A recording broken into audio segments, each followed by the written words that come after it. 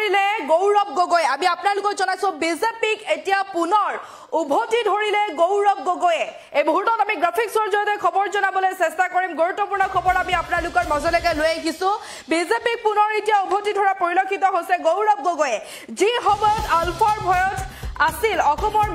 সৰ্বসাধাৰণ ৰাইজ আছিল সেই সময়ত অসমৰ ৰাইজে কংগ্ৰেছক আশীৰ্বাদ কৰিছিল আলফা অথবা সালফৰ কথা নুশুনি অসমৰ ৰাইজে কংগ্ৰেছক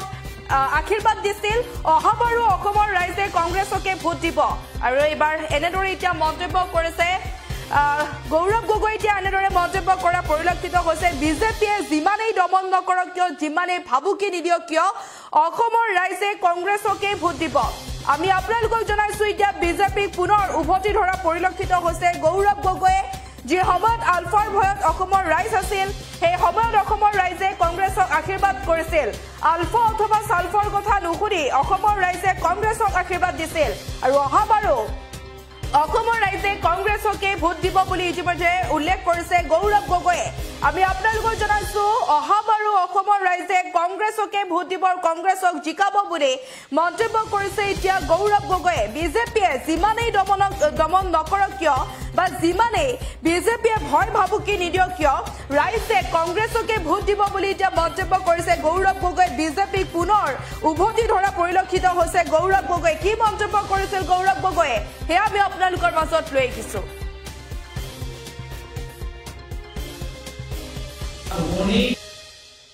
ভাবুকি দিবলৈ বিচাৰিছে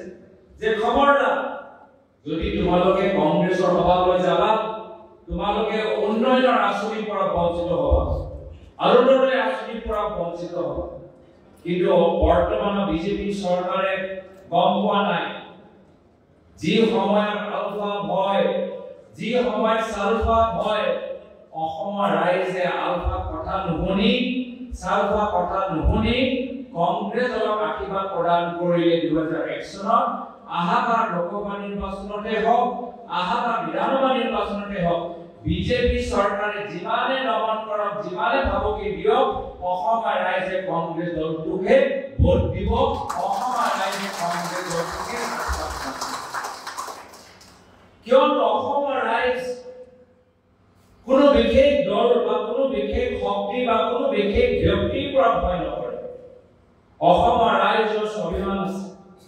অসমৰ ৰাইজৰ বিবেক আছে অসমৰ নৱপ্ৰজন্ম আধিকাৰিক শিক্ষিত অসমৰ চৰকাৰী কৰ্মচাৰীসকলে বেয়া দিনবোৰ দেখিছে যি দিনত তেওঁলোকে দৰমহা পাবলৈ হলে আন্দোলন কৰিবলৈ হল সেই দিনৰ পৰা আৰু এতিয়া গৌৰৱ গগৈয়ে বিজেপিক উভতি ধৰা পৰিলক্ষিত হৈছে অহাবাৰো সৰ্বসাধাৰণ ৰাইজে অসমৰ সৰ্বসাধাৰণ ৰাইজে কংগ্ৰেছকে ভোট দিব আৰু কংগ্ৰেছক জিকাব বুলি এতিয়া মন্তব্য কৰিছে গৌৰৱ গগৈ যি সময়ত আলফাৰ ভয়ত সৰ্বসাধাৰণ ৰাইজ আছিল যি সময়ত আলফাৰ ৰাইজে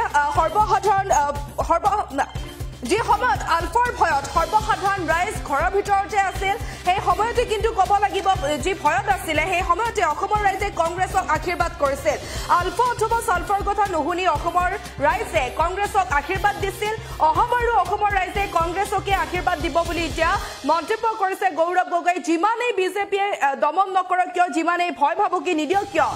ৰাইজে কংগ্ৰেছকে ভোট দিব বুলি এতিয়া মন্তব্য কৰিছে গৌৰৱ গগৈৰ যি মন্তব্য সেয়া আমি পুনৰবাৰ আপোনালোকৰ মাজত লৈ আহিছো এই দিনৰ পৰা কংগ্ৰেছ চৰকাৰ যেতিয়া গঠন হল এই বেয়া দিনৰ পৰা চৰকাৰী কৰ্মচাৰীসকলে মুক্তি পালে অসমৰ নৱপ্ৰজন্ম দেখিছে কি যেতিয়া আমাৰ কংগ্ৰেছৰ 15 বছৰ চৰকাৰ আছিল আমি শিক্ষাৰ ওপৰত জোৰ দিছিলো বিভিন্ন চৰকাৰী স্কুলৰ আন্তঃগাঁথনি ভাল হ'ল বিভিন্ন উচ্চ শিক্ষা অনুষ্ঠানত বিভিন্ন ধৰণৰ সুবিধা তেওঁলোকক দিয়া হ'ল ল'ৰা ছোৱালীবোৰ কম্পিউটাৰ ওপৰত শিক্ষা পাবলৈ সুযোগ পাইছে মেট্ৰিক পৰীক্ষা পাছ কৰাৰ পিছত ফাৰ্ষ্ট ডিভিজন পোৱা ল'ৰা ছোৱালী সেকেন্ড ডিভিজন পোৱা ল'ৰা ছোৱালীবোৰ বিনামূলীয়া কম্পিউটাৰ বিনামূলীয়া লেপটপ পাইছে প্ৰায় মুখ্যমন্ত্ৰী মোৰ পিতৃ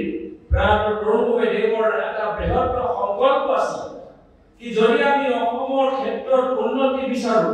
তেতিয়া আমাৰ ভিতৰীয়া অঞ্চলৰ নৱপ্ৰজন্ম যুৱক যুৱতীসকলৰ শিক্ষা আৰু প্ৰশিক্ষণৰ ওপৰত জোৰ দিব লাগিব এই আছে এই সময়ৰ চিন্তা আজি তাৰিখত কি হৈছে আজি তাৰিখত শিক্ষাৰ ওপৰত জোৰ দিয়া নাই আজি তাৰিখত চৰকাৰী স্কুলৰ ওপৰত গুৰুত্ব দিয়া নাই আজি তাৰিখত চৰকাৰী স্কুলবোৰ বন্ধ কৰিছে চৰকাৰী স্কুলবোৰ লাহে লাহে নিজীকৰণ কৰে ঠেলি দিছে